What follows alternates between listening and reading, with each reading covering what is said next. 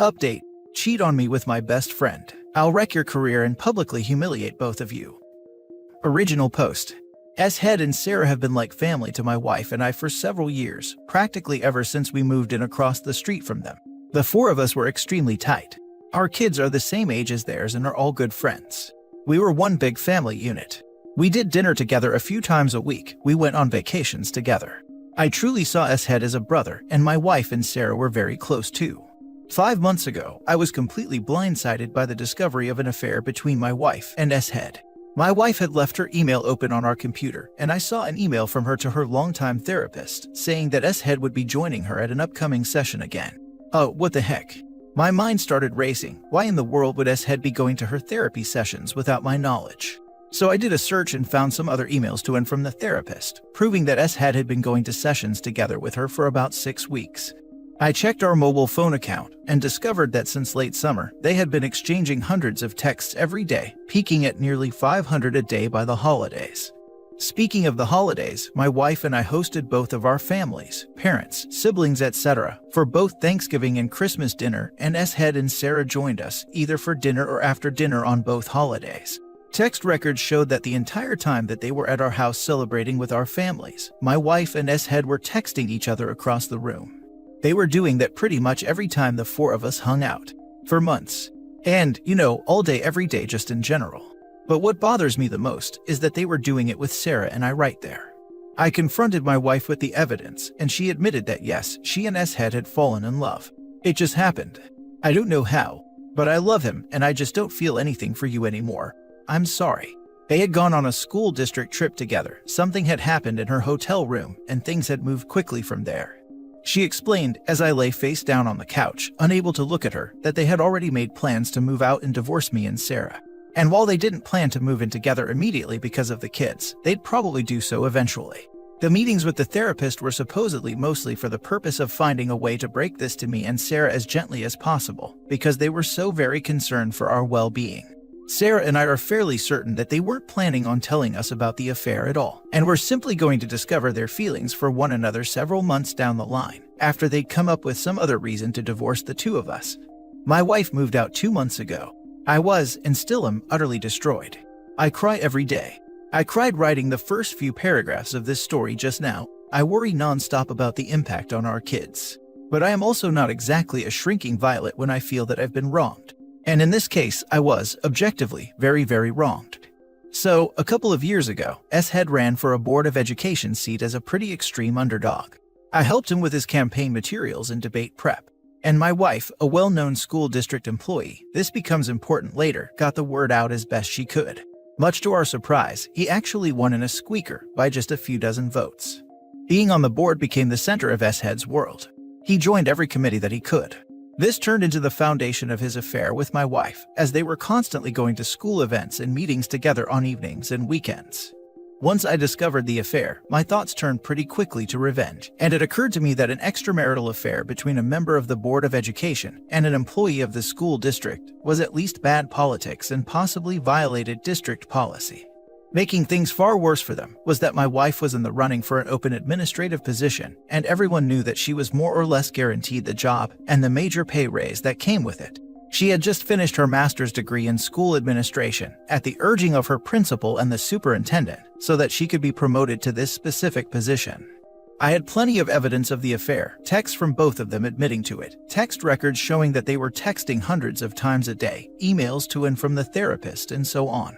I considered simply emailing all of the evidence to the board and the superintendent, but felt like I, as the grieving betrayed spouse, might not be seen as a credible source.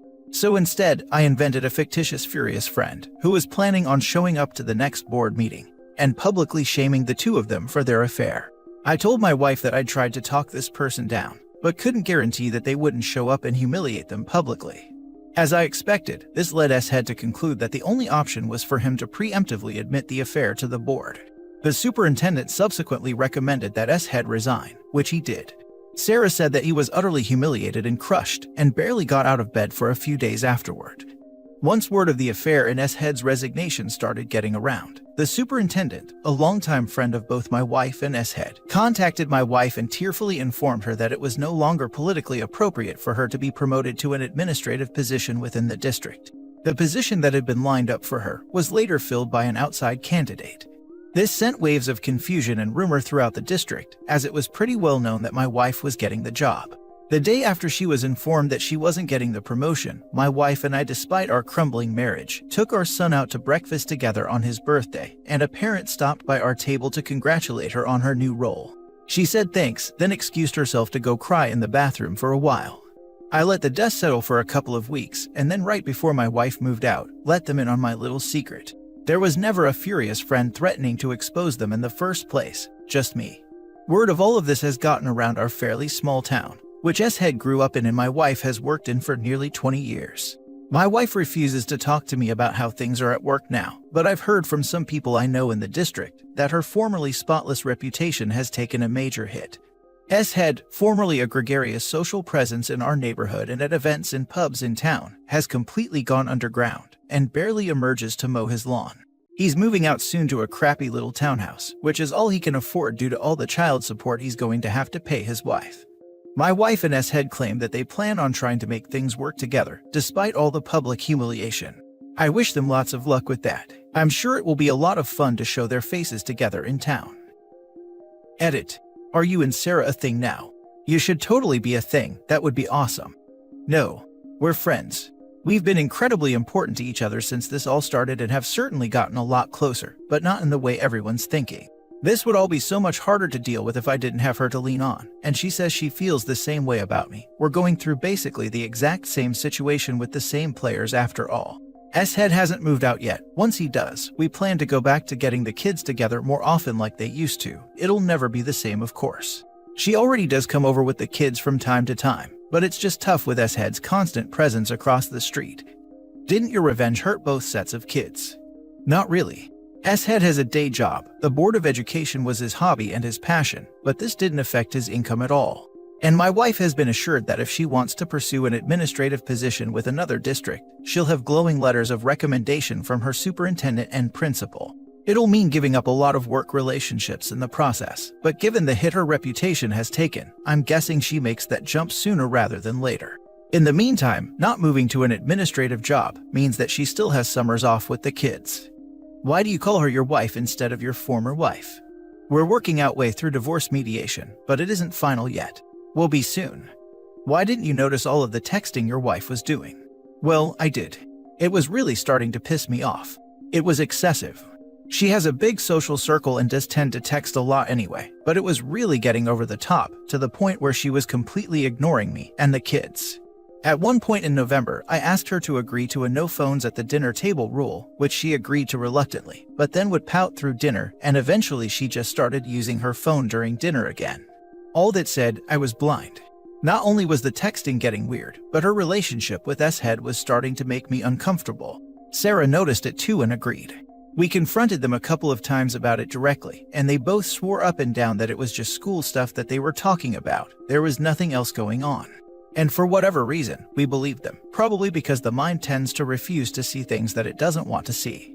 Thanks, by the way, for all of the support in the comments.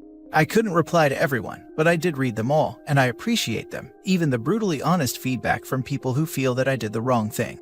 Posting this and reading all of the responses introduced me to perspectives I hadn't considered about all of this, and reminded me most of all that the anguish I'm dealing with is pretty normal given the situation I'm going through. I had a pretty okay Memorial Day weekend, even though I missed my wife and thought a lot about the things we'd probably be doing as a family. I'm taking my kids camping next weekend, and having something like that to look forward to and plan has me feeling pretty good today. Now for top comments before reading the update 3 years later. Something had happened in her hotel room. Well, that's one way to put it. They refused to tell us what exactly happened, which tells us all we need to know. Even our child psychologist rolled his eyes at that part of the story. Could have been an accident. Maybe your wife was innocently lying on her back to put her pants on while S-Head was in the bathroom peeing, and then he stepped on a skateboard, rode it into the sleeping area, and fell right on top of her. Happens all the time. I love you. It's been more than years since my husband divorced me for someone else. I still cry every day. I will never see justice of any kind for the years I lost loving him. I love you for getting your revenge. Faithless people suck, and they deserve everything they get. I know exactly how you feel, and I'm so sorry for what you're going through. I hope it gets better someday. I still have no idea whether it will. Getting them to press a self-destruct button, outstanding move. Minimum effort, maximum destruction, and didn't even have to get his hands dirty. I respect that. I dig it. It's still a pretty sad story. A great life for all four of them dissolves because two people make the selfish decision to focus on their own happiness rather than the other person's. I sorta dig it and mostly am just bummed. The real tragedy is the impact something like this has on the kids. Sad internet strangers care more about the kids' well-being more than the cheaters do. And now for the update. I've been getting a surprising number of requests to post an update to this story. I guess it blew up a bit on TikTok, which I don't use. Where to start? It's been a bizarre few years, especially with COVID thrown in the mix, which I somehow still have never caught, despite my kids getting it twice each, thankfully just mild cases. Well, at the time that I posted the original story, I was obviously a wreck. Things actually got significantly darker for a while after that. My ex decided to start bringing S-head around our kids just a few months after she moved out, which was really hard for me to deal with. I'd never really dealt with serious depression before, but things got bad enough that my doctor more or less forced me to start on an antidepressant because I admitted to him that I was thinking about self-harm pretty frequently.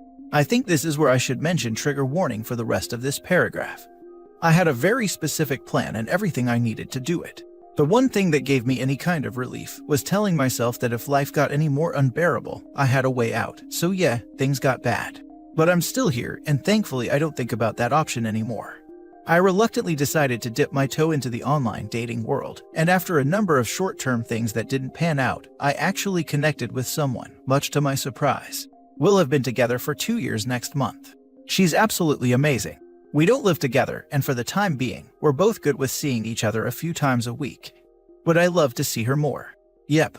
Am I ready to live with someone again and go all Brady Bunch with our respective kids? I'm not sure. For the time being, we have a lot of fun together, and that's more than good enough for me. As far as things stand with my ex and S-head, they're still together, but there seems to be trouble in paradise because my kids report that they almost never see him anymore. My kids don't like him at all, and they just avoid him when he's around, according to my older one. When all of this started, she had seemed confident that they'd be living together pretty soon, but they still don't, and as far as I know, there are no plans in the works for that. They did buy a boat together, which I find hilarious for some reason. It just seems like the classic affair couple thing to do. Sarah took a long time to accept that her marriage was truly over. But once she did, she really did an admirable job of moving on. She engrossed herself in home improvement projects, she remains the same incredible mom that she's always been, and she's been in a friends with benefits type relationship, which is all she wants right now, with a nice funny guy for almost 2 years. We hang out here and there, especially when my pool is open in the summer. We aren't nearly as dependent on each other as we were in the beginning, but we're still close friends. And no, still nothing more than that, which I'm glad about, because the one thing this situation definitely never needed was more drama. My ex left the school district she was working for and took a job in a neighboring district. I have no idea what S-head is up to, nor do I care. I hardly ever see him except at the occasional school event. For a while there, I was worried that he'd look at me the wrong way, and I'd wind up in jail for knocking him out in an elementary school cafeteria, or something, but I just don't care enough about him anymore for that to be a concern. So all in all, life is pretty okay right now. I do miss being a family. I still have nightmares about all of this stuff and deal with intrusive thoughts at times. I fall asleep to audiobooks now to keep those thoughts at bay, otherwise, I still struggle to sleep sometimes. But my girlfriend is amazing. I have an incredibly supportive family. I just officiated my sister's wedding a couple of months ago, and I have a big dog who needs lots of walks, and that's a huge help for me on so many levels. I hope that update answered people's questions. Thanks again for all of the support. Taking your affair partner to therapy is wild. Imagine doing that 6 consecutive times. And then accidentally leaving an email mentioning it open and saying you were trying to work out a way to tell OP. Oh. Pro revenge, but rookie move admitting that he was the furious friend. I think it's hilarious that his ex and S-head don't live together. Someone realized really fast that their relationship isn't as fun and spicy when it's out in the open lol. Yeah, he should have kept the friend thing a secret. The uncertainty about who had screwed them over would have added to the hit they were taking. What garbage people they are. The tidbit about them buying a boat together of all things tickled me. A boat. Seems like such a random purpose for a couple that doesn't even live together to make. But I did love the revenge itself. OP barely had to lift a finger. All it took was playing dumb and pulling a classic my friend move. I'm weirdly pleased that it's been literal years, and they haven't even gotten their act together to, well, live together lol.